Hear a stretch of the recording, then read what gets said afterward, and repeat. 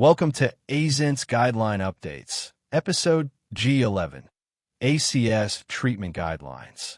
I'm Dr. Z, a hospitalist attending, and across the microphone is KC, one of our PGY1 internal medicine residents who has been living on cardiology this month. I have, and I'll be honest, Dr. Z. When I saw there was a brand new acute coronary syndrome guideline, my first reaction was, why? I already know the rhythm. Chest pain, troponin, aspirin, call the cath lab. What is actually new? The right question. The honest answer is that your cadence is not wrong. It is just incomplete.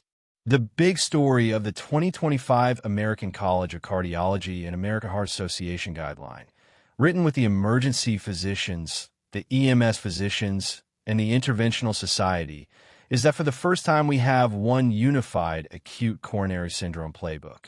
Unified instead of what? Instead of 5 separate documents we use to stitch together in our heads.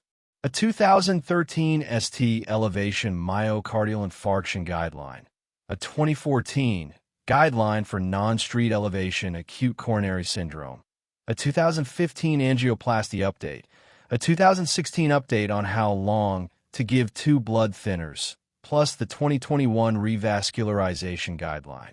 The 2025 document merges all of that into one framework, front door to discharge. Your job spans 4 moments. The first hour, the antithrombotic decisions, the cath lab, and the discharge. Start with the first hour. A patient rolls in with chest discomfort. What am I doing? In what order? First, the electrocardiogram, obtained and interpreted within 10 minutes of arrival. That is the most time-sensitive thing you do, because it separates the ST elevation myocardial infarction that needs the cath lab now from everything else. And read for the sneaky pattern. Isolated ST depression in leads V1 to V3 could be the mirror of a posterior infarct. So get posterior leads V7 to V9 before you call it a non-ST elevation event. Grab right-sided leads if you suspect an inferior or right ventricular infarct. And the troponin? High-sensitivity cardiac troponin, preferred over the old assays. Draw it at presentation and again at 1 to 2 hours. That serial pathway rules in or rules out far faster than the 6-hour weights we trained on. One caution, Grace and Timmy Score's guide, How Aggressive to Be, they're not diagnostic tools. Do not let a low score talk you out of an acute coronary syndrome. The story is screaming. And while the troponin cooks, what do I give? Aspirin, 162 to 325 milligrams. Chewed if they can, because chewing speeds absorption. Then a parenteral anticoagulant, started upstream at diagnosis before angiography. And if it is an ST elevation infarct, you're triggering the cath lab or transfer in parallel. For the ST elevation patient, is angioplasty still better than clot-busting drugs? When it can be delivered in time, yes. Primary percutaneous coronary intervention stays preferred. Target first medical contact to device about 90 minutes if you can do the procedure on site, about 120 minutes if you have to transfer.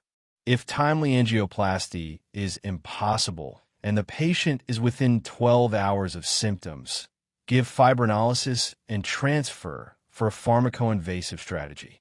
After the drug, rescue angioplasty if it failed, otherwise routine angiography in 2 to 24 hours. In a stable, asymptomatic patient with an occluded artery more than 48 hours out, no ongoing ischemia, does not benefit from routinely opening it. Now flip to non-ST elevation acute coronary syndrome. The cath lab timing always confuses me. Now, the morning or not at all? 3 tiers. Immediate, if there is refractory ischemia or hemodynamic or electrical instability. Early invasive for high-risk but stable patients, and memorize those markers. Grace over 140, dynamic electrocardiogram changes, elevated biomarkers, diabetes, older age. And selective for lower-risk patients who can get non-invasive testing like stress imaging or coronary computed tomography angiography, and some go home. So every patient is a three-way sword. Lab now, early inpatient angiogram, or non-invasive testing and discharge. This is the part that scares me because it is where I could hurt someone. The blood thinners. Highest leverage, highest risk. Foundation first. Dual antiplatelet therapy is aspirin plus an oral P2 Y12 inhibitor. Default at least 12 months if the patient is not high bleeding risk. For many patients, the potent agents, ticagrelor or prasugrel, are preferred over clopidogrel when not contraindicated, but you weigh bleeding risk, planned surgery, age, weight, kidney function, and cost. A frail 85-year-old with chronic kidney disease is not the default for the most potent agent. Here is what trips me up. A non-ST elevation patient is going to the cath lab tomorrow. Do I load the P2 Y12 inhibitor tonight? This is one of the most important teaching points in the whole guideline. No, not routinely. Do not pre-treat with a P2 Y12 inhibitor before early invasive management when an early angiogram is planned. Why not? I thought more upfront platelet blockade was better. Because the anatomy might send the patient to surgery. If you have already loaded a potent, long-acting platelet inhibitor and the angiogram shows left main or triple vessel disease needing bypass, you have created a bleeding problem and may delay the operation. So an early angiography is the plan. Hold the P2 Y12 inhibitor until you know the anatomy.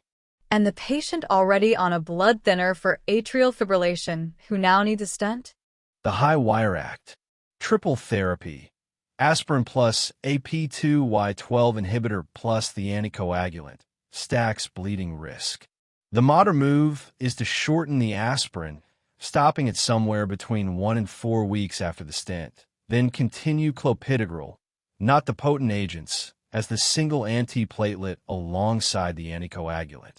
Minimize the overlap. Drop aspirin early. Pick the gentler agent. And the upstream anticoagulant itself. How do I choose? Unfractionated heparin, enoxaparin, bivalirudin, or fondaparinux, depending on whether it is ST elevation or not, kidney function, procedure timing, and heparin-induced thrombocytopenia history. One hard rule. Fondaparinux must never be the sole anticoagulant to support angioplasty because of catheter thrombosis. If a fondaparinux patient goes to the lab, the team adds unfractionated heparin. Flag it. What actually happens in the cath lab that I should understand? 3 things. Access, radial, through the wrist, is preferred over femoral, the groin, because it lowers bleeding, vascular complications, and mortality. Imaging. Intracoronary imaging to guide the procedure is now a strong Class 1 recommendation. And the multi-vessel question. Complete revascularization, eventually treating the significant non-culprit lesions, is recommended for appropriate ST elevation and non-ST elevation patients with multi-vessel disease, but it is staged or selective, not all at once in everyone. And the exception? Cardiogenic shock. In a shock patient with multi-vessel disease, you fix the culprit lesion only at the index procedure. The culprit shock trial showed that reflexively stenting everything in shock worsened outcomes. So culprit only in shock, stage complete, revascularization otherwise. And for complex anatomy, left main, diabetes with multi-vessel disease, or poor heart function, the heart team decides stents versus bypass. Let's move to discharge. Lipids first. Aggressive. Every patient gets a high-intensity statin unless truly contraindicated. Draw the lipid panel early in the admission, the first day, because the low-density lipoprotein drops after the first day of an acute event. If they're on a max statin and the low-density lipoprotein is still 70 milligrams per deciliter or higher at a non-statin, ezetimibe or a PCSK9-directed agent, then recheck a fasting panel in 4 to 8 weeks. The European guideline targets under 55 and at least a 50% reduction. And do not de-escalate a tolerated high-intensity statin just because the number got low. And the rest of the discharge bundle? This is where things fall through the cracks for me. Run it like a checklist. Beta blocker within 24 hours for most patients, but hold it for acute heart failure, shock risk, advanced heart block, severe bradycardia, or active wheezing. An angiotensin-converting enzyme inhibitor or angiotensin receptor blocker for appropriate infarct patients. A mineralocorticoid receptor antagonist if the ejection fraction is 40% or lower with heart failure symptoms or diabetes, as long as there is no advanced kidney disease or high potassium. Do not reflexively defer a sodium glucose cotransporter 2 inhibitor if otherwise indicated. Cardiac rehabilitation referral before discharge, with home-based options if center-based is not feasible. Influenza vaccine. Then the safety net, medication reconciliation, sublingual nitroglycerin with instructions, teach back, an honest talk about cost and access barriers, follow-up arranged, and any planned repeat echocardiogram or stage procedure documented. That is a lot, but it is concrete. I can run that list. Give me the honest critique. Where does this fall short? It is humble about a few things. It depends on systems we do not control. Cath lab access, the EMS network, transfer protocols, cardiology coordination. A perfect guideline cannot fix a 4-hour transfer. A lot of the early invasive data predates high-sensitivity troponin, radial access, and modern stents.